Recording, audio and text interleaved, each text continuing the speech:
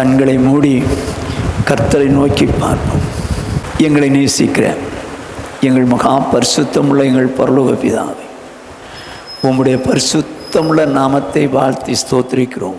கிருபையும் இரக்கமுள்ள தேவனே ஸ்தோத்திரிக்கிறோம். தகப்பனே, இந்த நாளிலும் நாங்கள் உம்முடைய வேதத்தை ஆராய்ந்து பார்க்கும்படி கடந்து வந்திருக்கிறோம். எங்கள் தேவன், நாங்கள் ஆராய்ந்து பார்க்கும்போது அவைகளை விளங்கி கொள்ள உணர்வு தாங்க, வாழ கிருபை தாங்க. இயேசு கிறிஸ்துவின் என்ப நாமத்தில் பிதாவே, ஆமென். கர்த்தருடைய பரிசுத்த நாமத்துக்கு மகிமை உண்டாகட்டும். எச்சரிக்கையாய் இருங்கள் என்கிற தலைப்பின் கீழே தியானிக்க போகிறோம். எச்சரிக்கையாய் இருங்கள் என்கிற தலைப்பின் கீழே தியானிக்க போகிறோம். கடந்த வாரத்திலே எபிரேயருக்கு நிருபம் 12வது அதிகாரம் 16வது வசனத்தை தியானித்தோம். ஒருவனும் வேசிக்கள்ளனாகவும் ஒருவேளை போஜனத்துக்காக தன் சேஷ புத்திர பாகத்தை விற்று போட்ட ஏசாவை போல சீர்கெட்டவனாகவும் இராதபடிக்கும் எச்சரிக்கையாயிருங்கள். வேதம் சொல்கிறது, சீர்கெட்ட ஏசாவை போல இராதபடிக்கு எச்சரிக்கையாயிருங்கள். ஏசா யாக்கோபுடைய மூத்த மகன். தேவன் அவனை முதல் பிள்ளையாய் கொடுக்க சிந்தை கொண்டார். ஆகவே அவனுக்கு சேஷ்ட புத்திர பாகம் அளிக்கப்பட்டது. சேஷ்ட புத்திர பாகம் என்பது விசேஷித்த ஒன்று, அவனுக்கு கொடுக்கப்பட்டது. ஆனால் ஒரு நாள் வேட்டையாடி களைத்து வந்த ஏசா தன் சகோதரன் காய்ச்சி கொண்டு வந்த அந்த சிவப்பு கூளை பார்த்துட்டு, எனக்கு அதில் கொஞ்சம் கொடு அப்படின்னு கேட்டான். உடனே அவன் சொன்னான், உன் சேஷ்ட புத்திர பாகத்தை எனக்கு வித்துரு, நான் கொடுக்குறேன். அவன் சொன்னான், முதல்ல நான் களைச்சிருக்கிறேன், அப்புறம் சொல்கிறான், நான் சாகிற மாதிரி இருக்கிறேன், நீ கொடு, எனக்கு அது தேவையில்லை அப்படின்னு சொல்லி அந்த சேஷ்ட புத்திர பாகத்தை அலட்சியம் பண்ணி விற்று போட்டான். ஏங்க, ரெண்டு பேருக்குள்ள விசேஷித்தமானது சேஷ்ட புத்திர பாகம். யாக்கோபு கிடைக்காத இந்த சேஷ்ட புத்திர பாகத்தை ஏசாவு கொடுத்தார். இவன் விசேஷித்தவன். ஆனால் என்ன ஆயிற்று? இந்த சேஷ்ட புத்திர பாகத்தை பெருசா நினைக்கல, வெறுமனே அந்த கூழுக்காக, அந்த கூழுக்கு மேலே தற்சமயமாய் பசியில் இருக்கிறான். ஒரு பசியை ஆற்ற அம்மா பக்கத்தில் தான் வீட்டுக்குள்ளே இருக்கிறாங்க, வீட்டுக்குள்ளே போய் அம்மாட்ட கேட்டிருக்கலாம். ஆனால் இவனோ அந்த சிவப்பான கூழுக்கு மேலே ஆசைப்பட்டு அந்த சேஷ்ட புத்திர பாகத்தை அலட்சியம் பண்ணி அதை வித்துட்டான். எதுக்காக? கூழுக்காக. அதனால் அவன் வாழ்க்கை என்னாச்சு? சீர்கெட்டு போயிடுச்சு. கர்த்தர் அவனை வெறுத்தார். அவன் மனமாறுதலை தேடி பார்க்கிறான், மனமாறுதல் கிடைக்கவில்லை. அவனுடைய சந்ததியும் சபிக்கப்பட்டு போனார்கள். அருமையானவர்களே, தேவன் நம்மை சத்தியவசனத்தை ஜனிப்பித்து முதற் பலன் ஆக்கினார் என்று. கிறிஸ்தவங்கள்லாம் கிறிஸ்தவங்க தான், உலகத்தில் உள்ள மக்களெல்லாம் தேவனால் படைக்கப்பட்டவங்க தான். ஆனால் நம்மை ரட்சித்து தேவனுக்கு சேஷ்ட புத்திரனாய் முதற் பலனாய் மாற்றிவிட்டார். ரட்சிக்கப்பட்டவங்கெல்லாம் முதற் பலன். உலகத்தில் உள்ள எல்லாருக்கும் எல்லாம் கொடுக்கிறார். வசனம் அப்படிதான் சொல்லுது, சகல ஜனங்களுக்கும் எல்லாம், ஆவி ஆத்மா சரீரத்தில் உள்ள எல்லா தேவைகளையும் அவர் கொடுக்கிறார். ஆனால் நம்மை ரட்சித்து சேஷ்ட புத்திர பாகத்தை கொடுக்கிற அளவுக்கு முதற் பலனாய் மாற்றினதுனாலே நமக்கு என்ன கொடுத்தாரு? சேஷ்ட புத்திர பாகமாக நித்திய ஜீவனை கொடுத்தார். நமக்கு ஒரு நித்திய ஜீவன். ஆனால் அன்றைக்கு அந்த ஏசா சாதாரண அந்த கூழுக்காக சேஷ்ட புத்திர பாகத்தை அலட்சியம் வேண்டாம். இன்றைக்கும் ஆவிக்கிற உலகத்தில் அற்ப சந்தோஷத்துக்காக, பாவமான சந்தோஷத்துக்காக இந்த நித்திய ஜீவனை, சேஷ்ட புத்திர பாகமாய் நித்திய ஜீவனை அலட்சியம் பண்ணுறாங்க. அது பார்த்துக்கலாம். நமக்கு சந்தோஷம் வேணும். எப்படி சந்தோஷம்? பாவத்தில் சந்தோஷம். அருமையானவர்களே, நல்லா கவனிங்க. அப்புறம் மனமாறுதலை அவன் தேடினான், கிடைக்கவே இல்லை. இப்போ கொஞ்சம் ரட்சிக்கப்பட்டோம், இந்த சின்ன வயசில் ரட்சிக்கப்பட்டுட்டோம், இது ரொம்ப ட்ரூ ஏழி, அதனால் கொஞ்ச நாள் அப்படி வாழ்ந்துருவோம் அப்படின்னு பாவமான வாழ்க்கைக்கு போயிட்டா திரும்ப ரட்சிக்கப்படுவது அவள் கூடாத காரியம் என்று வேதம் சொல்லுது. ஆகவே தேவன் நமக்கு தந்த சேஷ்ட புத்திர பாகமாகிய நித்திய ஜீவனை எந்த சூழ்நிலையிலும் பாவத்துக்காக அலட்சியம் பண்ணி வித்துடக்கூடாது. இதைத்தான் கடந்த வாரத்தில் நாம் தியானித்தோம். இந்த வாரத்தில் எபிரேயர் நிருபம் 12வது அதிகாரம் 15வது 16வது வசனம். ஒருவனும் தேவனுடைய கிருபையை இழந்து போகாதபடிக்கும் யாதொரு கசப்பான வேர் முளைத்து எழும்பி கலக்கம் உண்டாக்குறதினால் அநேகர் தீட்டுப்படாதபடிக்கும் ஒருவனும் வேசிக்கல்லனாகவும் ஒருவேளை போஜனத்துக்காக தன் சேஷ புத்திர பாகத்தை விற்று போட்ட ஏசாவை போல சீர்கெட்டவனாகவும் இராதபடிக்கும் எச்சரிக்கையாயிருங்கள். என்ன சொல்லுது வேதம்? ஒருவனும் வேசிக்கள்ளனாகவும் ஒருவேளை போஜனத்துக்காக தன் சேஷ்ட புத்திர பாகத்தை விற்று போட்ட ஏசாவை போல இருக்க வேண்டும். நல்லா கவனிங்க, இந்த வசனத்தில் 2 காரியம். ஒருவனும் வேசிக்கள்ளனாக இராதபடிக்கு எச்சரிக்கையாயிருங்கள். செகண்ட் பாயிண்ட், ஒருவேளை போஜனத்திற்காக தன் சேஷ்ட புத்திர பாகத்தை விற்று போட்ட ஏசாவை போல சீர்கட்டவனாக இராதபடிக்கு எச்சரிக்கை. செகண்ட் பாயிண்ட் போன வாரம் தியானித்தோம். இந்த வாரம் ஒருவனும் வேசி கள்ளனாக இராதபடிக்கு எச்சரிக்கையாயிருங்க. ஒருவனும் வேசி கள்ளனாக இராதபடிக்கு எச்சரிக்கையாயிருங்க. ஏங்க, இது புதிய ஏற்பாட்டில் சொல்லப்பட்டது. வேசித்தனத்தை குறித்து புதிய ஏற்பாட்டில் தெளிவாக சொல்லி, விபச்சாரம் வேறு, வேசித்தனம் வேறு. நல்லா குழந்தைங்க, நாம் தேவனுடைய பிள்ளைகள், விபச்சாரம் இருக்க முடியாது, அதே நேரத்தில் வேசித்தனமும் இருக்க முடியாது. ரெண்டுக்கும் வித்தியாசம் உங்களுக்கு தெரியும்னு நினைக்கிறேன். நான் அதை திரும்ப டீப்பாக சொல்ல விரும்பலை. விபச்சாரம் என்பது துணிஞ்சு பாவத்துக்கு போகிறது. வேசித்தனம் என்பது சூழ்நிலையினால் மாட்டிக்கிறது. இதுக்கு பேர் தான் வேசித்தனம். நல்லா கவனிச்சுங்க, இந்த வேசித்தனம் இருக்கக்கூடாது என்று சொல்லி புதிய ஏற்பாட்டில் தெளிவாக சொல்லுதுங்க. இது ஏதோ என்னடா இப்படிலாம் பேசுகிறாரு நீங்கள் நினைக்கக்கூடாது. இப்படிலாம் வேசித்தனத்தை பற்றி பேசுகிறாருன்னு நினைக்கக்கூடாது. நல்லா கவனிச்சிங்க, நான் புரிகிற மாதிரி சொல்கிறேன். இந்த யூதான்னு ஒருத்தர் இருந்தான். அவனுடைய மருமக பேர் தாமார். தாமாருடைய புருஷன் செத்து விட்டான். இப்போது இந்த தாமாருக்கு அடுத்தவனை கொடுக்கணும்னா கொடுக்கலவன். என்ன நடந்தது? இந்த யூதா ஒரு நாள் அந்த பக்கம் போயிட்டான். அப்போ அந்த சூழ்நிலையில் தாமார்கிட்ட சொல்கிறாங்க, மருமகிட்ட, உங்கள் மாமா அந்த பக்கம் வந்திருக்கிறார். இவன் என்ன மாதிரி நடந்தா தெரியுமா? ஒரு வேசி மாதிரி ட்ரெஸ்ஸை போட்டு அங்கே உட்காந்துட்டான். இவன் வேசி தான் நினச்சி முக்காடு போட்டிருக்கான். வேசி தான் நினச்சி தவறுக்கு வரலாமான்னு கேட்குறான். இவன் செய்ய போகிறது விபச்சாரம், அவளோ வேசித்தனம் பண்ணுகிறாள். ரெண்டுக்கும் வித்தியாசம். இவன் பாவம் செய்ய வர்றேன்றான், அவளோ அந்த பாவத்துக்கு உடந்தையாக இருக்கிறதுக்கு நான் வரேன்றான். இதுக்கு பேர் தாங்க வேசித்தனம். நல்லா கவனமாக கேட்டுங்க. சபையில் கூட வேசித்தனம் இருக்குமா? நம்ம தப்பு பண்ண மாட்டோமே, நம்ம விபச்சாரம் பண்ண மாட்டோம். சூழ்நிலையினால நாம மாட்டிக்கிட்டோன்னா வேசித்தனம் ஆயிடும். பவுலும் பர்னபாவும் நியாயப்பிரமாணத்தை கை கொள்ள வேண்டும், விருத்த சேதனம் பண்ண வேண்டும் என்று சொல்லி எருசலேமிலிருந்து வந்த சீஷர்கள் சிலர் கட்டாயப்படுத்திட்டாங்க. அப்போ அவன் சொல்கிறான், நம்ம 2 பேரும் போய் எருசலேமில் பிராது பண்ணிடலாம் அப்படின்னு சொல்லி அங்கே அப்போஸ்தலரிடத்தில் கம்ப்ளைண்ட் பண்ணாங்க. கடைசியில் முடிவில் ஒரு காரியத்தை நம்ம முடிச்சுக்கலாம் அப்படின்னு சொல்லி யாக்கோபு, அப்படின்னா இயேசு கிறிஸ்துனுடைய சகோதரன், அவன் ஒரு முடிவுக்கு கொண்டு வர்றான். இதுக்கு முடிவுக்கு கொண்டு வருவோம் அப்படின்னு சொல்லி கடைசியில் அவன் சொன்னது என்ன தெரியுமா?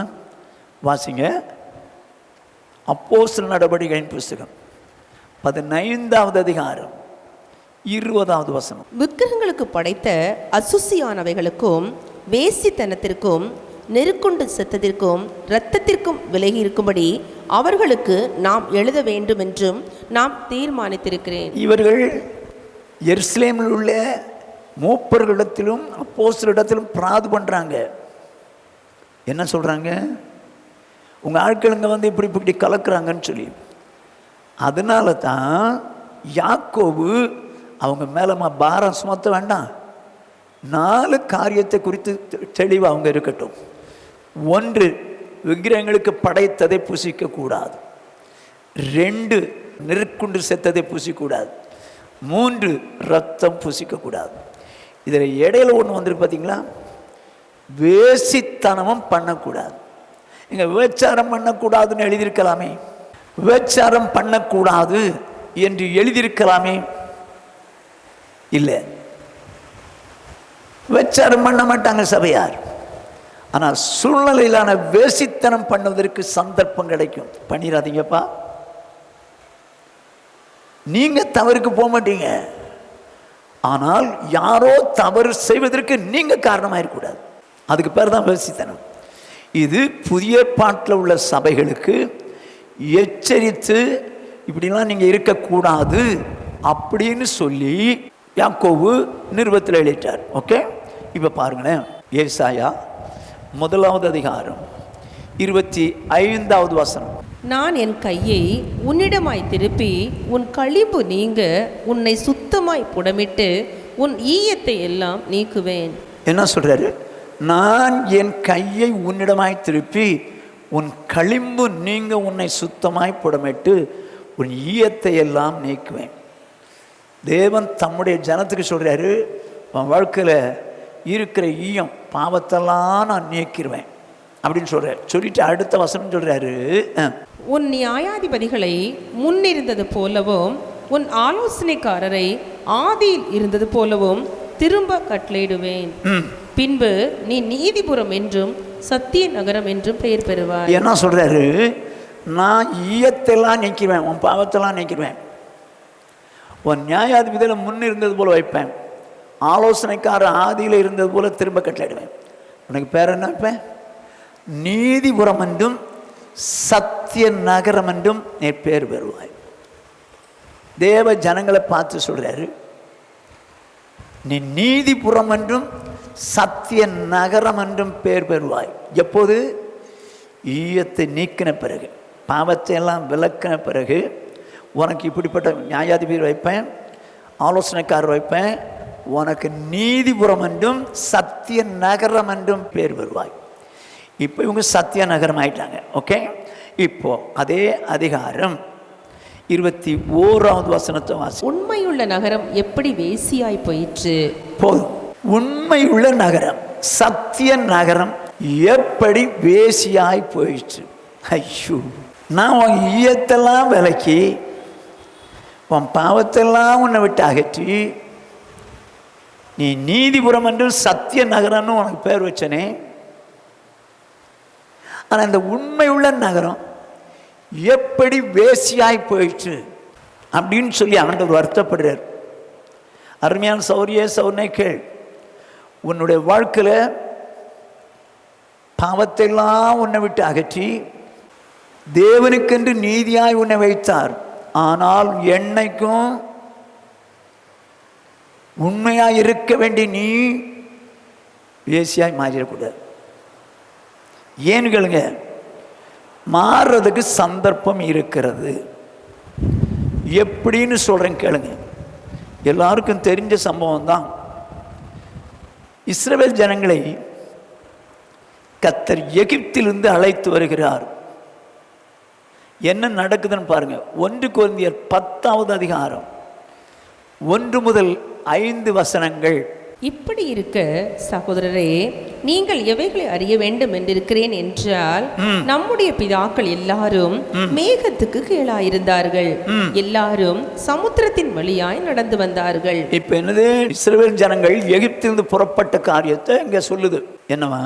மேகத்துக்கு கீழாயிருந்தார்கள், எல்லாரும் சமுத்திரத்தின் வழியாய் நடந்து வந்தார்கள். எல்லாரும் மோசேக்குள்ளாக மேகத்தினாலும் சமுத்திரத்தினாலும் ஞானஸ்நானம் பண்ணப்பட்டார்கள். அப்படின்னா என்ன? தண்ணிலேயோ ஆவியிலேயோ ஞானஸ்நானம் பண்ணப்பட்டார்கள். யாரு? இஸ்ரவேல் ஜனங்கள். எல்லாரும் ஒரே ஞான போஜனத்தை புசித்தார்கள். ஞான போஜனத்தை புசித்தார்கள். எல்லாரும் ஒரே ஞான பானத்தை குடித்தார்கள். சரி. எப்படியெனில் அவர்களுடைய கூட சென்ற ஞான கன்மலையின் தண்ணீரை குடித்தார்கள். ஞான கன்மலையின் தண்ணீரை குடித்தார்கள். அந்த கன்மலை கிறிஸ்துவே. அந்த கன்மலை கிறிஸ்துவே. அப்படின்னா என்ன அர்த்தம்? கம்யூனியன் எடுத்தாங்க, கன்மலையின் தண்ணீரை குடிச்சாங்க, அந்த கன்மலை கிறிஸ்து. ஸோ கம்யூனியன் எடுத்தாங்க. அப்படி இருந்தும் எப்படி இருந்தோம்? ஞானஸ்நானம் எடுத்திருக்காங்க, பரிசுத்தாய் பெற்றிருக்கிறாங்க, கம்யூனியன் எடுத்திருக்கிறாங்க. அப்படி இருந்தும் அவர்களில் அதிகமான பேர்களிடத்தில் தேவன் பிரியமாய் இருந்ததில்லை. அடிசக்கு. எங்க ரட்சிக்கப்பட்டவங்க, ஏத்திலிருந்து விடுதலையாக்கப்பட்டவங்க, ஞானஸ்நானம் பெற்றவங்க, பரிசுத்தாய் பெற்றவங்க, கம்யூனியன் எடுத்தவங்க, அப்படி இருந்தும் அவர்களில் அதிகமான பேரிடத்தில் தேவன் பிரியமாயிருந்ததில்லை. அதனால வனாந்தரத்திலே அவர்கள் அழிக்கப்பட்டார்கள் என்று வேதம் சொல்லுது. அப்படி பிரியம் இல்லாத வாழ்க்கை வாழ்ந்திருக்கிறார்கள் ரட்சிக்கப்பட்டவர்கள். அருமையான சௌரனே, நீ ரட்சிக்கப்பட்டவன் தான். சௌரியே, நீ ரட்சிக்கப்பட்டவன் தான். பாவத்தின் விடுதலையானவன் தான். ஞானஸ்நானம் பெற்றவன் தான், அபிஷேகம் பெற்றவன் தான், கம்யூனியன் எடுத்தவன் தான். ஆனால் இந்த இஸ்ரவேல் ஜனங்கள் அதிகமானவரிடத்தில் அவர் பிரியமாக இருந்ததில்லை. அதனால் அழிச்சிட்டாராம். என்னென்ன காரியத்தில் பிரியமாக இல்லைன்னு சொல்லி அதில் பின்னால் எழுதியிருக்கும். ஆனால் அழிக்கப்பட்டதிலே ஒரு கூட்டத்தை மட்டும் சொல்லுகிறேன், கவனிங்க. வாசிங்க 10வது அதிகாரம் 8வது வசனம். அவர்களில் சிலர் வேசித்தனம் பண்ணி ஒரே நாளில் 23,000 பேர் விழுந்து போனார்கள். அருமையானே, வேதம் சொல்லுது, புதிய ஏற்பாட்டில் அங்கே உள்ள காரியத்தை இங்கே சொல்லுது. அவர்களில் சிலர் வேசித்தனம் பண்ணி, சிலர்னு போட்டிருக்குது. ஆனால் எத்தனை பேர்? 23,000 பேர் விழுந்து போனார்கள். அதுபோல நாமும் வேசித்தனம் பண்ணாதிருப்போமாக. ஏங்க, இது பரிசுத்தவான்களுக்கு எழுத வேண்டியதா? இது பரிசுத்தவான்களுக்கு எழுத வேண்டிய காரியமா? எழுதி வச்சிருக்காரு. அதுபோல நாமும் வேசித்தனம் பண்ணாதிருப்போமாக. அப்போ சபைகளுக்குள்ளே வேசித்தனம் உண்டாவதற்கு சான்ஸ் இருக்குது. இப்போ இது ஏங்க எழுதி வச்சிருக்காரு? அதே அதிகாரம் 11வது வசனத்தை வாசிங்க. இவைகள் எல்லாம் திருஷ்டாந்தங்களாக அவர்களுக்கு சம்பவித்தது. உலகத்தின் முடிவு காலத்தில் உள்ள நமக்கு எச்சரிப்பு உண்டாகும்படி எழுதப்பட்டும் இருக்கிறது. கர்த்தருக்கு மகிமை உண்டாகட்டும். இவைகள் எல்லாம் திருஷ்டாந்தமாக அவங்களுக்கு சம்பவித்ததுன்னு சொல்லி அதோட முடிக்கல. உலகத்தின் முடிவு காலத்தில் உள்ள நமக்கு எச்சரிப்பு உண்டாகும்படி எழுதியிருக்கிறது. அருமையான சோர்னே, கடைசி காலத்தில் வந்திருக்கிறோம், முடிவு காலத்தில் வந்திருக்கிறோம். இந்த முடிவு காலத்தில் வந்திருக்கிற சபைக்கு எச்சரிக்கிறது என்ன? இது திருஷ்டாந்தமாக எழுதப்பட்டிருக்கிறது, சம்பவித்தது. நீங்கள் வேசித்தனம் பண்ணி விழுந்து போதபடிக்கு எச்சரிக்கையாயிருங்கள். நம்ம விபச்சாரம் பண்ண மாட்டோங்க, விபச்சாரம் பண்ண மாட்டோம். ஆனால் சூழ்நிலையினாலே வேசித்தனம் பண்ணுவதற்கு சந்தர்ப்பம் இருக்கலாம். அது மாதிரி பண்ண போறீங்க, அது மாதிரி செஞ்சிடாதீங்கன்றார். நான் சொல்லலப்பா, வேதத்தில் உள்ளதை நான் உங்களுக்கு சொல்கிறேன். ரட்சிக்கப்பட்டவங்க தான், சபைக்குள்ளே இருக்கிறவங்க தான். ஆனால் உலகத்தின் முடிவில் இருக்கிற உங்களுக்கு நான் எச்சரிப்பு உண்டாகும்படி சொல்கிறேன்ப்பான்னு சொல்லி பவுல் சொல்கிறார். என்ன எச்சரிப்பு? வேசித்தனத்தினாலே 23,000 பேர் விழுந்து போனாங்கப்பா. அது மாதிரி உங்கள் வாழ்க்கையில் காணப்படாதபடிக்கு எச்சரிக்கை. நான் தவறுக்கு போகல பாஸ்டர், நான் தவறு செய்ய போகல, ஆனா என்ன தவறு பண்ண வச்சுட்டாங்க. நோ நோ, யோசேப்பு மாதிரி அவள் தவறு பண்ண நினைத்தாலும் இவன் தவறுக்கு இடம் கொடுக்கல.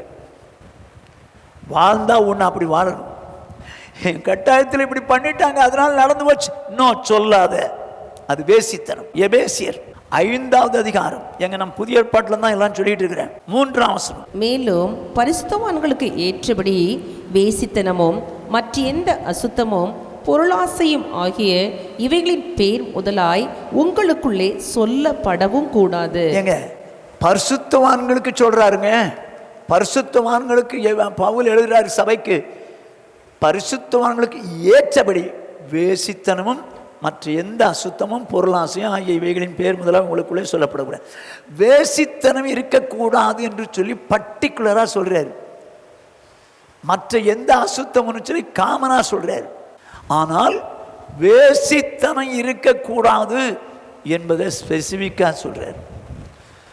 சபையை சாத்தான் கரைப்படுத்த விரும்புவான்.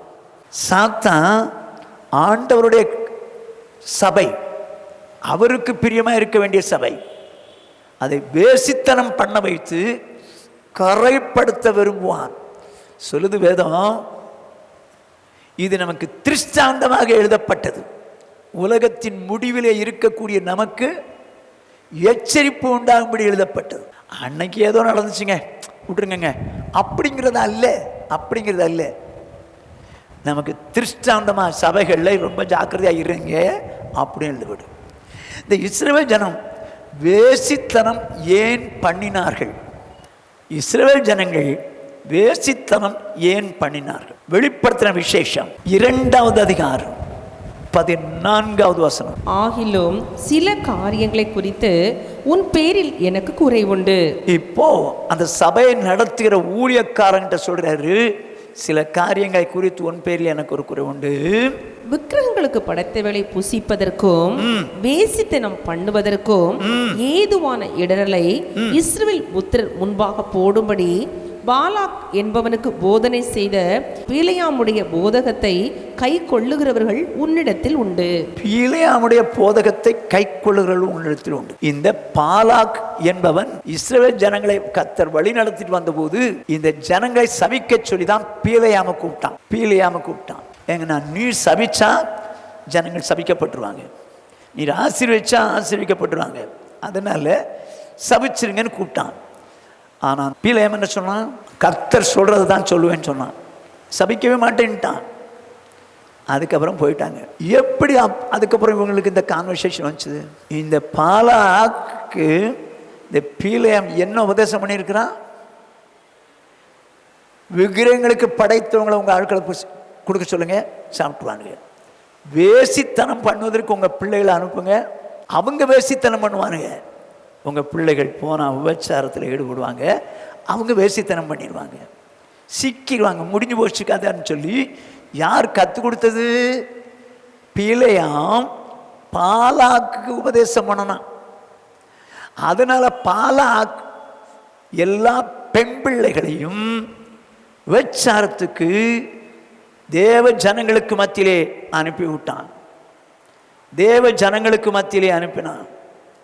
அப்படி அனுப்பும்போது இந்த பெண்கள் விபச்சாரத்தில் இருக்கிறார்கள், அவர்களோடு இணைகிறவர்கள் வேசித்தனத்தில் இருக்கிறார்கள், வேசித்தனம் பண்ணுகிறார்கள். இவளோ விபச்சாரம் பண்ணத்தான் போகிறார், ஆனால் அவளத்தில் சேருகிறவன் வேசித்தனம் பண்ணுகிறான். எங்க சபையை கெடுக்கிறதுக்குன்னே பீலையாம் இந்த போதனை கொடுத்துட்டான். இன்றைக்கு ஆவிக்குரிய உலகத்தில் வாழ்கிற தேவ ஜனங்கள் கெடுக்கப்படும்படிக்கு இந்த பாவம் பெருசா தெரியல, இந்த பாவம் பெருசா தெரியல. ஆனால் ஜாக்கிரதை ஜாக்கிரதை ஜாக்கிரதை, உலகத்தின் முடிவு காலத்தில் இருக்கிற நமக்கு எச்சரிப்பு உண்டாகும்படிக்கு இது எழுதப்பட்டிருக்கிறது. நான் தவறுக்கு போகல பாஸ்டர், நான் தவறுக்கு போகல, ஆனா என்ன தவறு செய்யும்படி கட்டாயத்தை தூண்டிட்டாங்க, அதனால மாட்டிக்கிட்டேன் பாஸ்டர். No no no. இப்போ 2வது அதிகாரம், வெளிப்படுத்தின விசேஷம் 2வது அதிகாரம்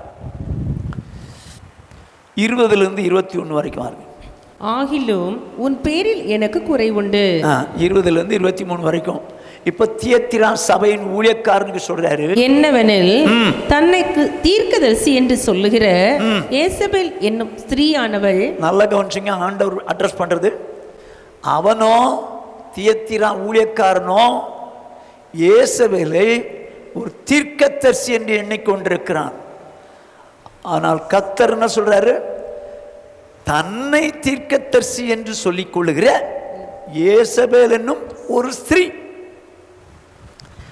நார்மல் லேடி, அவ ஒன்றும் தீர்க்கதரிசி கிடையாது. ஆனால் தீர்க்கதரிசின்னு யார் சொல்லுகிறது? அவளே சொல்லுகிறார், அவளே சொல்லுகிறான். அதனால தியத்திரா ஊழியக்காரன் ஸ்டேஜில் ஏத்திட்டான். இப்ப பாருங்க, தீர்க்கதரிசி என்று சொல்கிற யேசபேலின் ஸ்திரியானவள் என்னுடைய ஊழியக்காரர் வேசித்தனம் பண்ணவும். நல்லா கவனிச்சுங்க, என்னுடைய ஊழியக்காரர் வேசித்தனம் பண்ணும். எங்க விபச்சாரம் பண்ணணும்னு போடல, என்னுடைய ஊழியக்காரர் விபச்சாரம் பண்ணவும் அப்படின்னு போடல, வேசித்தனம் பண்ணவும். மறுபடியும் சொல்றேன், விபச்சாரத்துக்கும் வேசித்தனத்துக்கும் வித்தியாசம், ரெண்டுக்கும் அர்த்தம் வித்தியாசம். சொந்த தவறுக்கு ஆசைப்பட்டு போகிறது விபச்சாரம், அந்த சூழ்நிலையில மாட்டிக்கிறது வேசித்தனம். ஆனா இப்ப அவ சொல்றா, ஊழியக்காரர்கள் வேசித்தனம் பண்ணலாம், விக்கிரகங்களுக்கு படைத்தவளை புசிக்கவும் அவர்களுக்கு போதித்து அவர்களை வஞ்சிக்கும்படி நீ அவளுக்கு இடம் கொடுக்கிறாய். கர்த்தர் தியத்திரா சபையின் தூதனை பார்த்து, ஊழியக்காரன் பார்த்து சொல்ற, ஏய், நான் உன்னை சபைக்கு ஊழியக்காரனை வச்சான், சபையில யாரை கொண்டு ஏத்திருக்க?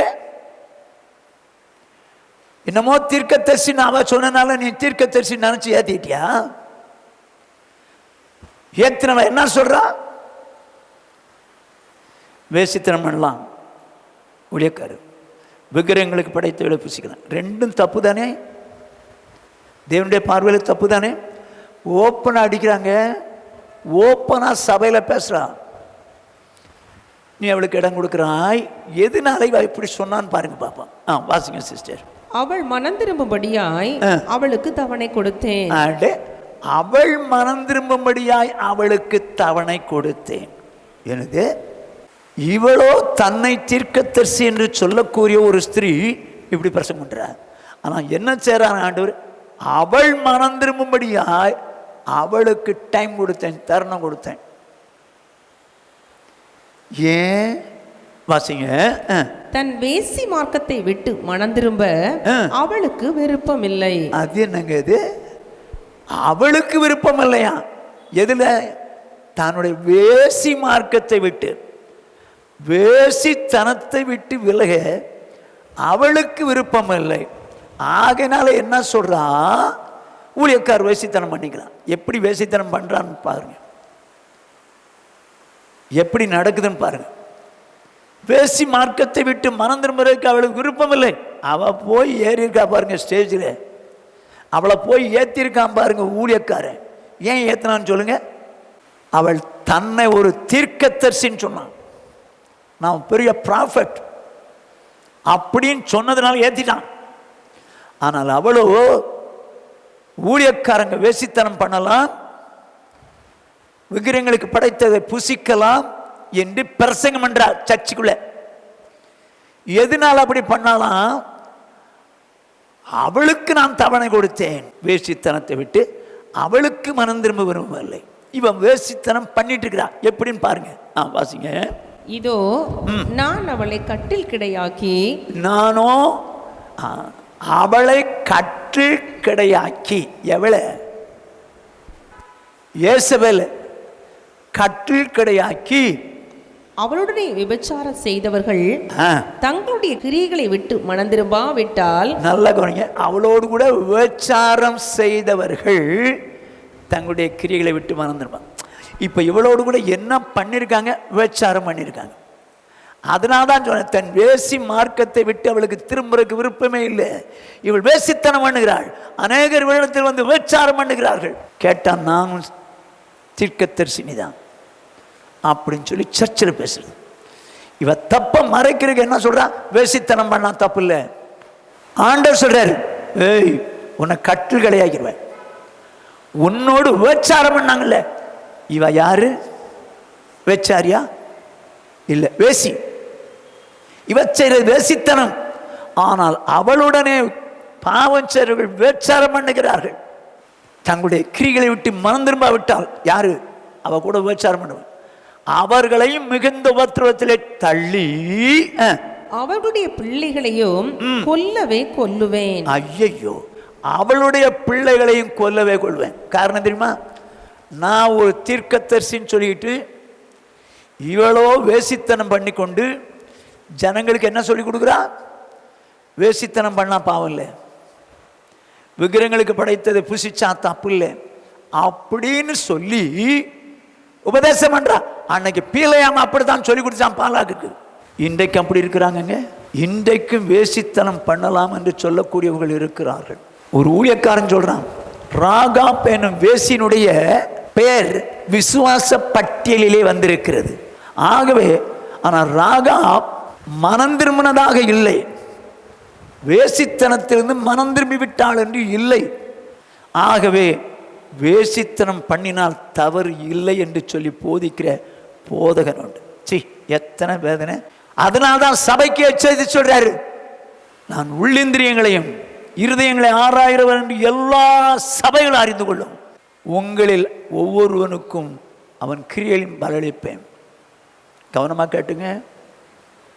நீங்களும் நானும் கரைபடாத பரிசுத்தவானாய் பரிசுத்தவாட்டியாய் கர்த்தருடைய சமத்தில் நிற்கணும். அவர் மணவாளன். மணவாளனுக்கு முன்னால சபை கரை இல்லாத சபையா இருக்கணும். வேசித்தனம் பண்ண ஒன்றும் தப்பு இல்லை. நானா தப்பு பண்ண போனேன்? நான் தப்பு பண்ண போலியே.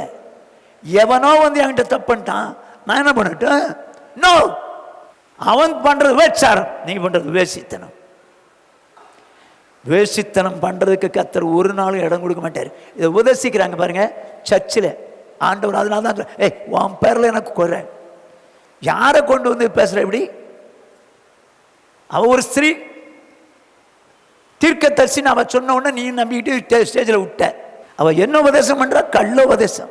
அதாவது அப்போஸ்தலர் நடபடிகளின் புத்தகம் 2வது அதிகாரம் 44வது வசனம்.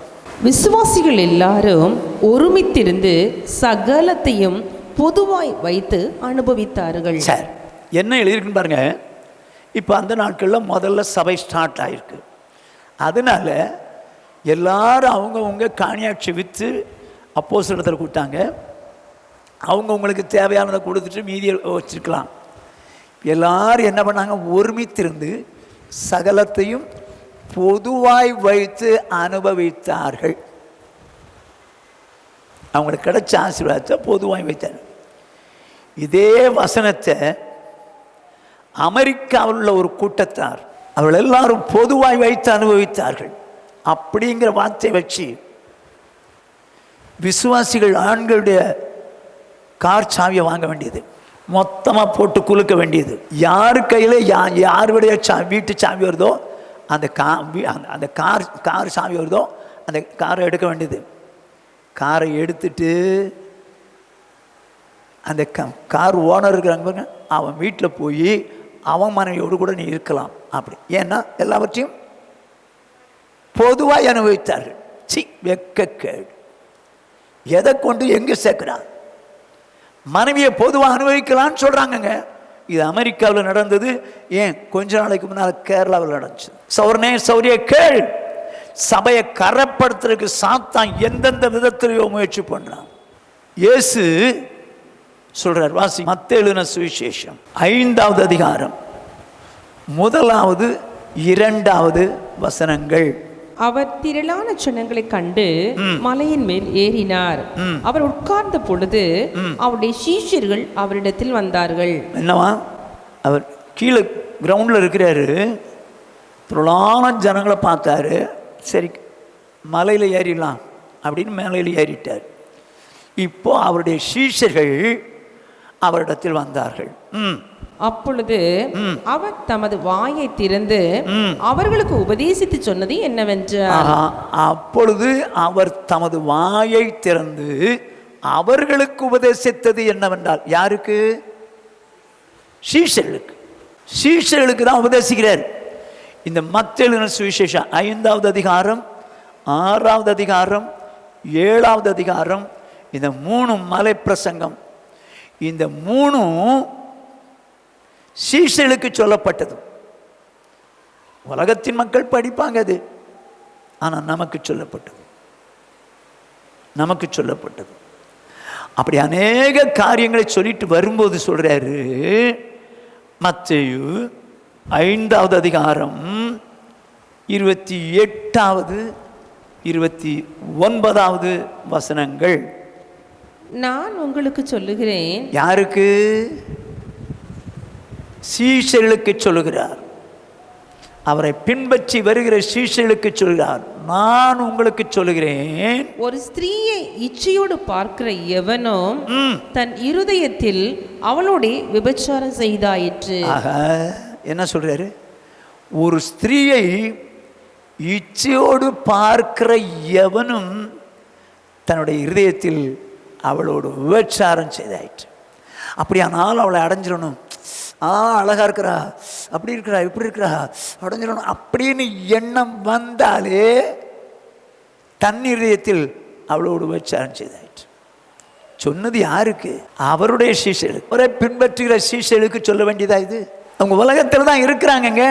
சாத்தான் அவங்கள ஏமாத்துறதுக்கு எந்த சூழ்நிலையும் வரலாம். இப்போ அப்படி இச்சையோடு பார்த்தால் அழகா இருக்கிறா, அடைஞ்சா நல்லா இருக்குமே அப்படின்னு இச்சையோடு பார்த்தா அவளோடு விபச்சாரம் செய்தாயிட்டு இருதயத்தில். சொன்னாரா? சொல்லிட்டு அடுத்த வசனம், உன் வலது கண் உனக்கு இடரல் உண்டாக்கினால் அதை பிடுக்கி எரிந்து போடு. உன் சரீரம் முழுவதும் நரகத்தில் தள்ளப்படுவதை பார்க்கிலும் உன் அவயவங்களில் ஒன்று கெட்டு போவது உனக்கு நலமாயிருக்கும். என்ன சொல்றாரு? கண்ணு இடரல் உண்டாக்கினா கண்ணை பிடிங்கிருந்து அப்படின்னு என்ன இச்சையோடு பார்த்து, சும்மா உதாரணமாக சொல்கிறேன், போத்திவாரின் மனைவி யோசேப்பை பார்த்து என்ன பண்ணாலாம்? கண் போட்டாள், அப்படி கண் அடிச்சா. இது மாதிரி பண்ணுன புடுங்கு, உனக்கு இந்த ஆசையை வரக்கூடாது. நீ இரட்டை கண்ணுடையவனாய் நரகத்துக்கு போகிறத விட ஒற்றை கண்ணுடையவனாய் பரலோகத்துக்கு போகிறது நல்லது. ஸ்திரீயை இச்சையோடு பார்க்குற பத்தியா, ஐயோ அவள்கிட்ட இருந்தால் நல்லா இருக்கும் நினைக்கிறியே, இச்சையோடு பார்த்தா.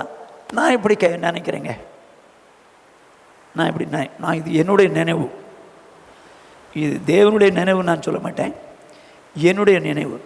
இப்போது ஒரு பெண்ணு இல்லை ஒரு ஆண் அழகாக இருக்கிறா, அவளோடு தான் நல்லாயிருக்கும், அவனோடு தான் நல்லாயிருக்கும்னு நினைக்கிறான் வச்சுக்கோ. அப்போது அவனோடு விபச்சாரம் ஆயிட்டாச்சு, அவன் அவளோடு விபச்சாரம்.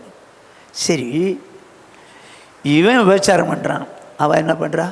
என்னங்க அது நான் சொல்கிறது புரியுதா? இவன் விபச்சாரம் பண்ணுறான்னா அவன் என்ன பண்ணுறா? வேசித்தனம் பண்ணுறான். ஓகே, வேசித்தனம் பண்ண.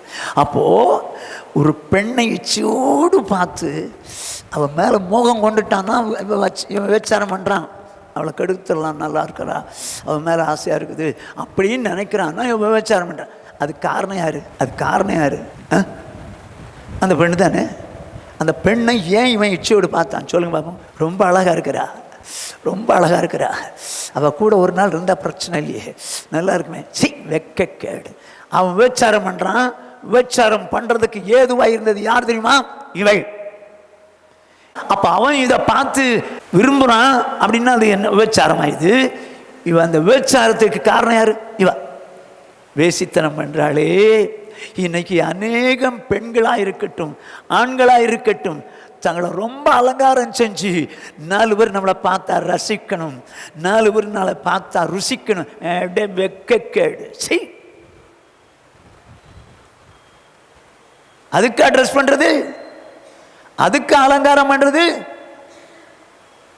உன்னால யாரோ கெட்டு போறாங்களே, ஜாக்கிரதை. வசனம் என்ன சொல்லுதுன்னா, வாசிங்க நீதிமொழிகளின் புஸ்தகம். விபச்சாரம் பண்ணுவதற்கு தேவ ஜனங்கள் காரணமாக இருக்கக்கூடாது. அப்படி காரணமாக இருந்தாங்கன்னா அவங்க வேசிகள் ஆயிரும். நீதிமொழிகள் 7வது அதிகாரம் 10வது வசனம். அப்பொழுது இதோ வேசியின் ஆடை ஆபரணம் தரித்த தந்திர மனமுள்ள ஒரு ஸ்திரீ அவனுக்கு எதிர்பட்டாள். இப்போ ஒரு சாதாரண ஒரு மனுஷன் ரோட்ல போறான், அவனுக்கு ஒரு ஸ்திரீ எதிர்பட்டாள். ஒரு ஸ்திரீ எதிர்பட்டாள் அவனுக்கு என்று எழுதியிருக்கலாம். ஆனால் என்ன எழுதியிருக்கு பாருங்க, வேசியின் ஆடை ஆபரணம் தரித்த தந்திர மனமுள்ள ஸ்திரீ. அவ வேசியா இல்லை, அவ வேசி அல்ல. ஆனால் ஏன் இந்த மாதிரி ட்ரெஸ் போட்டா, ஏன் இந்த மாதிரி ஆபரணம் அணிஞ்சா? தந்திர மனம். அடுத்தவன் நம்மளை பார்த்து ரசிப்பான், நம்ம கூட வருவான். இதுக்கு தான். அவ வேசி அல்ல, வேசி அல்ல. ஆனால் வேசியின் ஆடை ஆபரணம் தரித்த தந்திர மனமுள்ள ஒரு ஸ்திரீ. அவ ஒரு ஆர்டினரி லேடி. ஆனால் 4 பேர் நம்மளை பார்த்த உடனே நம்மளை சந்தோஷப்படணும், நம்மளை ரசிக்கணும், ருசிக்கணும்னு நினச்சி அவகிட்ட வந்துடணும்னு நினச்சி அப்படி ட்ரெஸ் பண்ணுறா, அப்படி ஆனமெண்ட்டை போடுறா. ஐயோ ஐயோ! ஆனால் அவள் வேசி அல்ல, வேசி அல்ல, தந்திர மனமுள்ள ஸ்திரீ. என்னை பார்த்தா 4 பேருக்கு ஆசை வரணும் அப்படின்னு ட்ரெஸ் பண்ணுறா. அருமையானே, என்னைக்கு நம்ம ட்ரெஸ் போடும்போது கர்த்தர் மகிமைப்படுவாரான்னு பார்த்து போடுங்க. நான் பின்னால் சொல்கிறேன். பல ஆண்டுகளுக்கு முன்னால் இந்த இப்போவும் சரி, இந்த சர்ச்சஸில் சர்ச்சு முடிஞ்ச உடனே என்ன பண்ணுவாங்க? பிச்சை எடுப்பாங்க. பிச்சைக்காரங்க உட்காந்துருப்பாங்க. அப்படி ஒரு சர்ச்சுக்கு முன்னால் பிச்சை எடுக்கிற உட்காந்துருக்காங்க, குஷ்டரோகிகள்லாம் உட்காந்துருக்காங்க. இந்த சூழ்நிலையில் ஒரு நாள் ஒரு குஷ்டரோகி ஒரு வாலிப பெண்ணை கட்டி பிடிச்சி கடிச்சு விட்டான். எல்லாரும் வந்து நீக்கிறாங்க, முடியல. அடின்னு அடித்து என்ன பண்ணிட்டாங்க? பிரிச்சிட்டாங்க. போலீஸை கம்ப்ளைண்ட் பண்ணாங்க. இவனை போலீஸ் கொண்டு போயிட்டாங்க. அவளை மருத்துவமனை கொண்டு போனாங்க. கொஞ்ச நாளில் அவள் செத்து போயிட்டான்.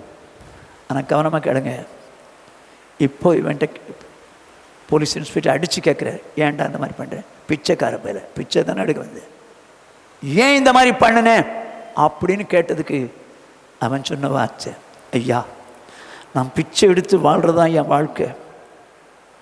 ஆனால் ஒவ்வொரு ஞாயிற்றுக்கிழமையும் நான் பிச்சை எடுக்கிறதுக்கு உட்காந்துருப்பேன். இந்த பெண் ரொம்ப ஆடம்பரமாக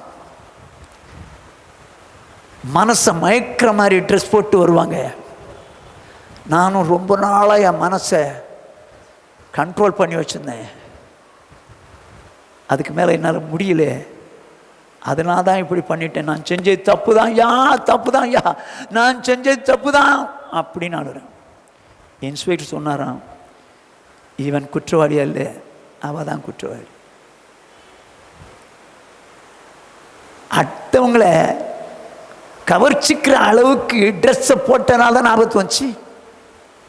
மறுபடியும் சொல்கிறேன், சபைக்குள்ளே என்ன இருக்கக்கூடாது பாருங்க, வாசிங்க தயவுசெய்து. 1 கொரிந்தியரின் புத்தகம் 6வது அதிகாரம் 15வது வசனம். உங்கள் சரீரங்கள் கிறிஸ்துவின் அவயவங்கள் என்று அறியீர்களா? அப்படி இருக்க நான் கிறிஸ்துவின் அவயவங்களை வேசியின் அவயவங்கள் ஆக்கலாமா?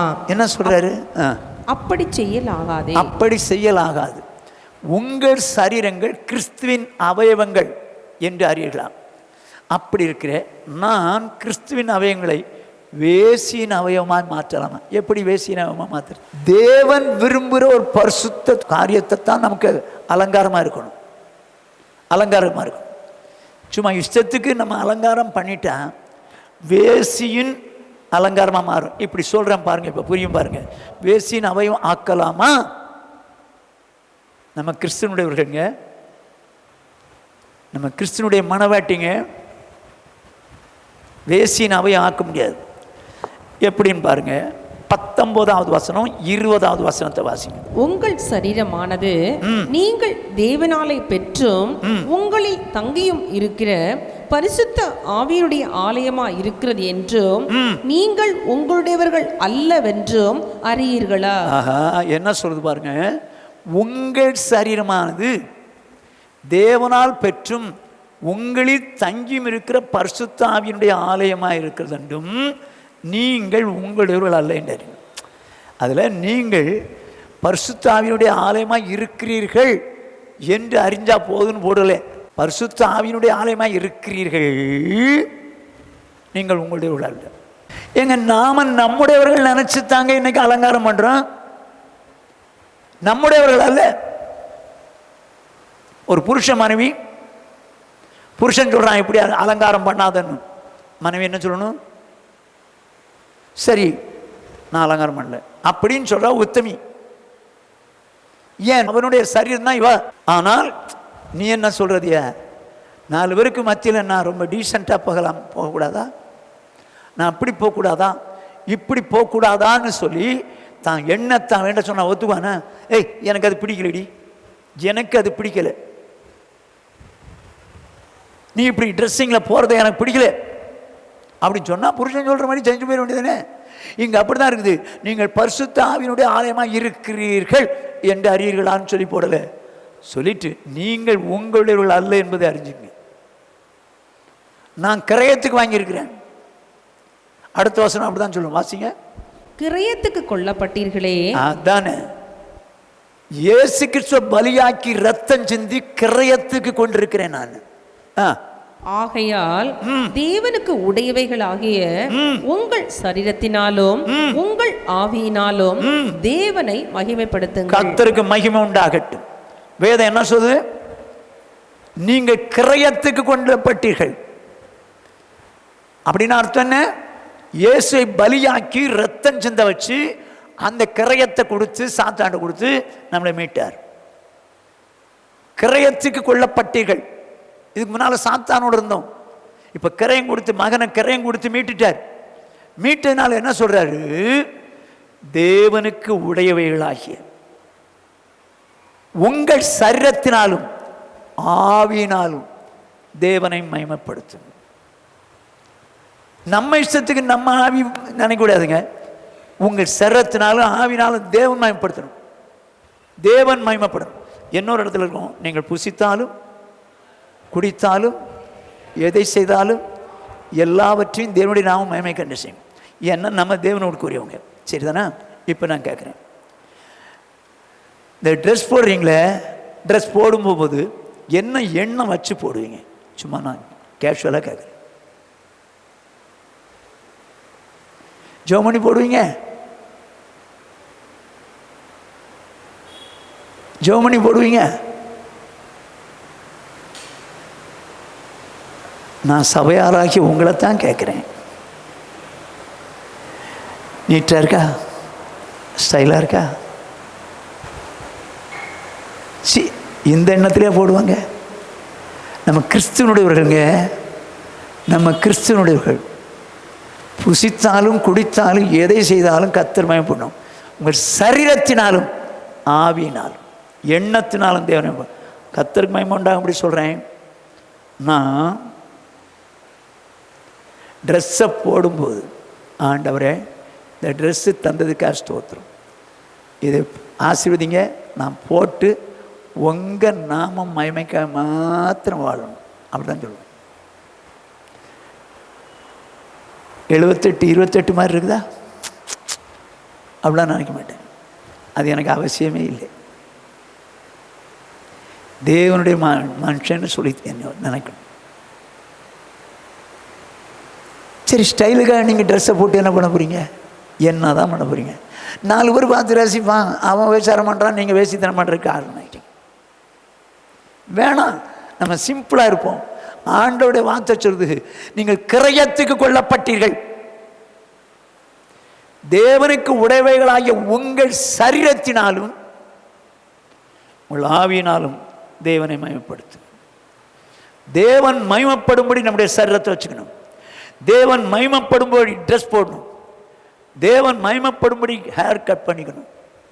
என்ன சொல்றீங்க? இன்னைக்கு நமக்கு சந்தோஷத்துக்கு 4 பேர் நம்மளை பார்த்து ரசிப்பாங்களா ருசிப்பாங்களான்னு பார்த்து தான் ட்ரெஸ்ஸே போடுறோம், ஸ்டைல் அலங்காரம் பண்ணுறோம். செய்யாதீங்க. நானும் நீங்களும் உங்களுடையவர்கள் அல்ல, என்னுடையவர்கள் அல்ல. நாம் கிரயத்துக்கு கொள்ளப்பட்டவர்கள். தேவன் மகிமைப்படும்படி தான் இருக்கணும். இப்போ 1 கொரிந்தியர் 6:18 படிங்க. வேசித்தனத்திற்கு விலகி ஓடுங்கள். மனுஷன் செய்கிற எந்த பாவமும் சரீரத்திற்கு புறம்பாயிருக்கும். வேசித்தனம் செய்கிறவனோ தன் சுய சரீரத்திற்கு விரோதமாய் பாவம் செய்கிறான்.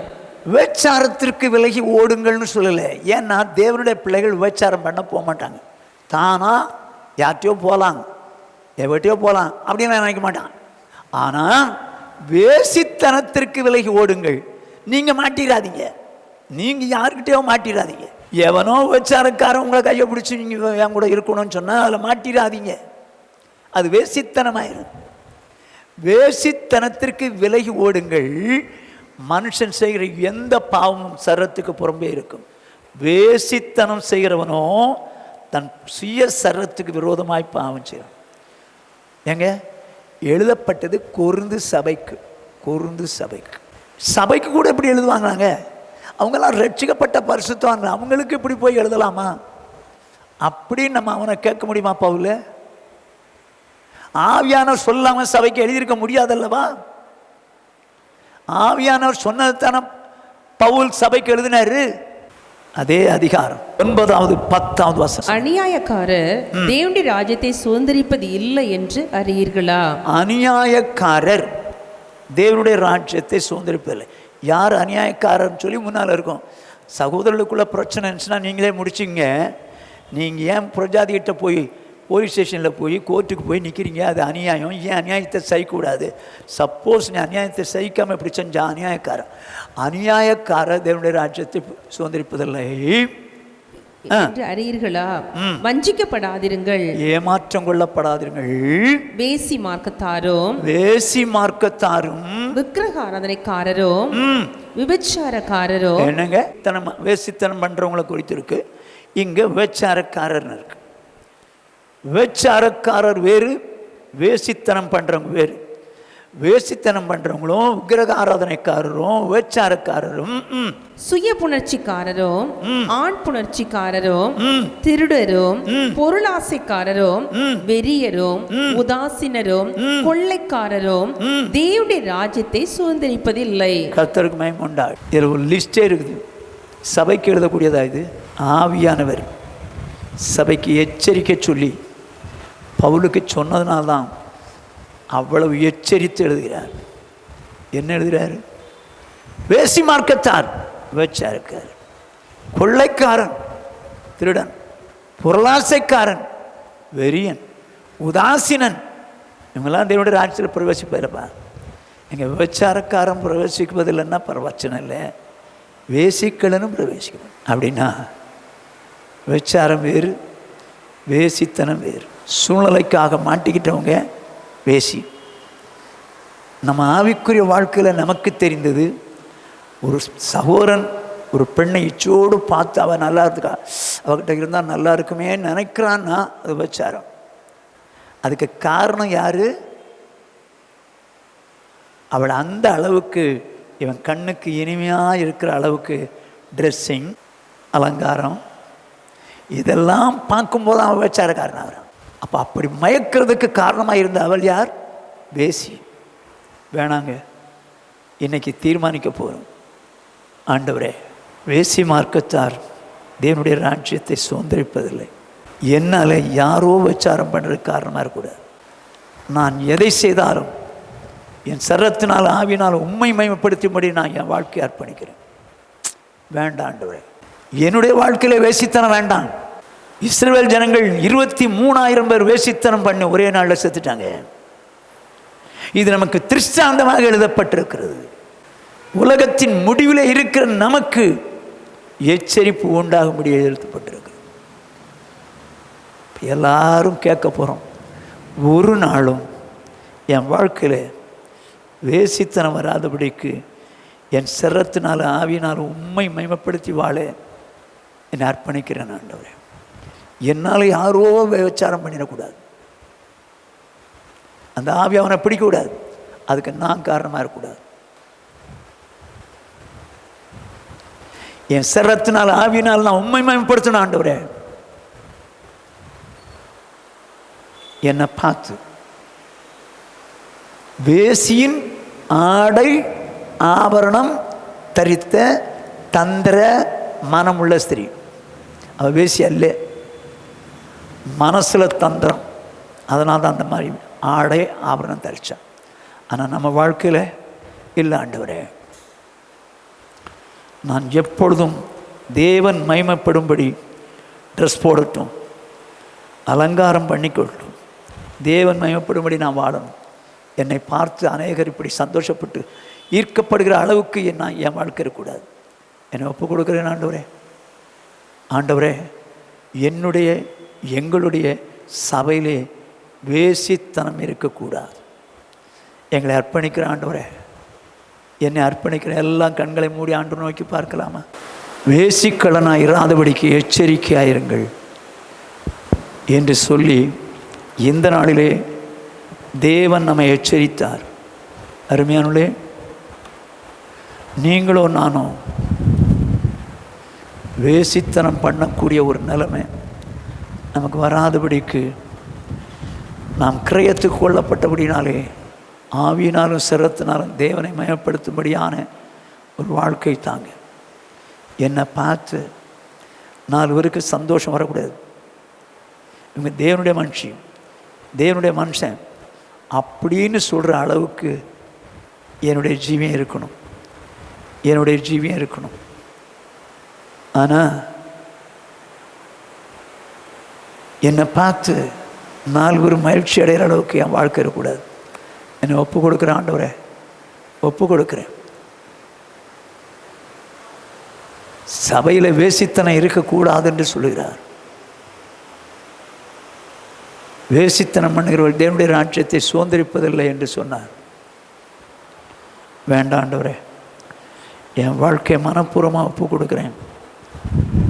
நீங்கள் விரும்புகிற என் ஆவியினாலும் சரத்தினாலும் நான் உண்மை மயப்படுத்தி வாழ என்னை ஒப்பு கொடுக்குறேன் அப்படின்னு ஒப்பு கொடுப்போம். கர்த்தர் நம்மை ஆசீர்வதிப்பார். கண்களை மூடி கர்த்தர் நோக்கி பார்ப்போம். சகோதரர் ஜாஷுவா ஜெபிப்பார். ஸ்தோத்திரம் ஆண்டவரே, ஸ்தோத்தரிக்கிறோமை, துதிக்கிறோமை, மகிமைப்படுத்துகிறோமை, உயர்த்துகிறோம் ஆண்டவரே. அன்பின் பரலோக பிதாவே, பரிசுத்த பிதாவே, இந்த மாலைவில் அப்பா கூடி வந்து வார்த்தையை தியானிக்க ஆண்டவர் தந்த இந்த பாக்கியத்திற்காக ஸ்தோத்தரிக்கிறோமை, துதிக்கிறோம் ஆண்டவரே. ஆண்டவரே, எச்சரிக்கையாக தலைப்பினிகள் பேசி வருகிற ஒவ்வொரு வார்த்தைக்காய் ஸ்தோத்திரம் ஆண்டவரே. வேசித்தனம் பண்ணாதபடிக்கு எச்சரிக்கையாக இருங்கின்ற அப்பா தலைப்பின் கீழாக நீர் பேசின ஒவ்வொரு வார்த்தைக்காக ஸ்தோத்தரிக்கிறோமை, துதிக்கிறோம் ஆண்டவரே. ஆண்டவரே, இது ஆண்டவரே எங்களுக்கு எச்சரிப்பு உண்டாகும்படி எழுதப்பட்டிருக்கிறது ஆண்டவரே. அநேக வார்த்தையில் நாங்கள் தியானித்தோம் ஆண்டவரே. எங்களையும் அப்பா எங்கள் சபையாரும் திருக்கரத்தில் ஒப்பு கொடுக்கிறோம் ஆண்டவரே. எங்களால் ஒருவர் கூட ஆண்டவரே இடராத படிக்கு, விபச்சாரத்துக்குள்ளாக்காத படிக்க ஆண்டவரே, நாங்கள் எங்களை ஆண்டவரே பரிசுத்தமாய் ஆண்டவரே காண்பிக்க கர்த்தர் உதவி செய்யும்படியாய் ஜெபிக்கிறோம் ஆண்டவர். ஒருவர் கூட ஆண்டவரே எங்கள் நிமித்த இடறி விழாதபடிக்கு ஆண்டவர் எங்கள் ஆடை, ஆண்டவர் எங்கள் அலங்காரம் எல்லாம் ஆண்டவரே பரிசுத்தவான்கள் பரிசுத்தவாற்றுக்கு ஏற்றது போல காணப்படும் ஆண்டவர். எங்களை அர்ப்பணிக்கிறோம் ஆண்டவர். ஒரு நாளும் கூட ஆண்டவரே எங்களுடைய ஆண்டவர் அலங்காரத்தினாலேயோ நாங்கள் உடுத்துகிற ஆண்டவர் ஆடையினாலே அப்பா ஒருவர் கூட ஆண்டவர் விபச்சாரம் செய்யாத படிக்கு ஆண்டவர், ஒருவரை கூட நாங்கள் தூண்டாத படிக்கு ஆண்டவர். எங்களை அலங்காரம் காணப்பட சகலமும் பக்தி விருத்திக்கு ஏதுவாய் காணப்பட ஆண்டவர் எங்களை ஒப்பு கொடுக்கிறோம் ஆண்டவர். வேசித்தனம் பண்ணுகிறவர்களுடைய ராஜ்யத்தை சுதந்திரிப்பது இல்லை ஆண்டவர். ஆண்டவரே, நாங்கள் எங்களுடைய அல்ல என்பதை உணர்ந்து ஆண்டவர் எங்கள் சரீரத்தினாலே அப்பா எங்கள் ஆவினாலே உண்மையை மகிமைப்படுத்துகிற அளவுக்கு அப்பா நாங்கள் அதை காத்துக்கொள்ள ஆண்டவரை உதவி செய்யும்படியாய் ஜெபிக்கிறோம் ஆண்டவர். இது பரிசுத்த ஆவியினுடைய ஆண்டவர் ஆலயமாக இருக்குது நாங்கள் பார்க்கிறோமே ஆண்டவர். இதை ஒருபோது வேசித்தனத்திற்கு ஆண்டவரே இடம் கொடாத படிக்க ஆண்டவரை காத்துக்கொள்ள உதவி செய்வீராக. எங்கள் சரீர அவயவத்தை அப்படியாக அப்பா தேவையற்ற அலங்காரத்தினாலே ஆண்டவர் நாங்கள் அலங்கரிக்காத படிக்க ஆண்டவர் பரிசுத்தவான் சொல்லத்தக்கதான அலங்காரம் மாத்திரம் எங்களிடத்தில் காணப்பட எங்கள் சபையாரை ஒப்பு கொடுக்கிறோம் ஆண்டவர். இந்த வார்த்தையை கேட்ட நாங்கள் ஆண்டவரை மறிக்கிற வரைக்கும் ஆண்டவரை எங்கள் ஆடையை குறித்து ஆண்டவரை அலங்காரத்தை குறித்து இந்த எச்சரிப்பின் சத்தத்தோடு வாழ்ந்து விட கர்த்தர் உதவி செய்வீராக ராஜா. ஆண்டவரே, ஒவ்வொருவருக்கும் உதவி செய்வீராக, உதவி செய்வீராக, உதவி செய்வீராக, உதவி செய்வீராக. சபைக்குள்ளே வேசித்தனத்துக்கு ஏதுவான ஒரு காரியம் இராத படிக்க ஆண்டவர் கர்த்தர் சுத்திகரிப்பீராக ஆண்டவர், சுத்திகரிப்பீராக ஆண்டவர். நன்றி நன்றி நன்றி நன்றி நன்றி நன்றி ராஜா. கர்த்தர் கிருபை செய்வீராக. ஒவ்வொரு சகோதர சகோதரிகளும் அப்பா ஆண்டவரே, இந்த எச்சரிப்பின் சத்தத்திற்கு கீழ்ப்படிய 100 அர்ப்பணிக்க ஆண்டவரே. ஒருவர் கூட ஆண்டவரே எங்கள் நிமித்த இடராத படிக்கு நாங்கள் அப்படிப்பட்ட ஜீவியம் செய்ய ஆண்டவரே எங்களை அர்ப்பணிக்கிறோம் ஆண்டவர். கிருபை கொடுப்பீராக, கிருபை கொடுப்பீராக. தாழ்த்தி ஒப்பு கொடுக்கிறோம், இயேசுவின் நாமத்தில் ஜெபிக்கிறோம் நல்ல பிதாவே, ஆமென். ஆமென். என் ஆத்துமாவே கர்த்தரை ஸ்தோத்திரி, என் முழுவதுமே பரிசுத்த நாமத்தை ஸ்தோத்திரி. என் ஆத்துமாவே கர்த்தரை ஸ்தோத்திரி, அவர் செய்த சகல உபகாரங்களை மறவாதே. ஆம். நம்முடைய கர்த்தராகிய இயேசு கிறிஸ்துவினுடைய கிருபையும் பிதாவாகிய தேவனுடைய அன்பும் பரிசுத்த ஆவியானுடைய ஐக்கியம் அந்யோன்யம் ஆறுதலும் சமாதானமும் இன்றும் என்றும் நம்மனைவரோடும் உலகில் உள்ள சகல பரிசுத்தான்களோடும் கூட இருந்து காப்பதாக. ஆமென். ஹல்லேலூயா, ஹல்லேலூயா, ஹல்லேலூயா.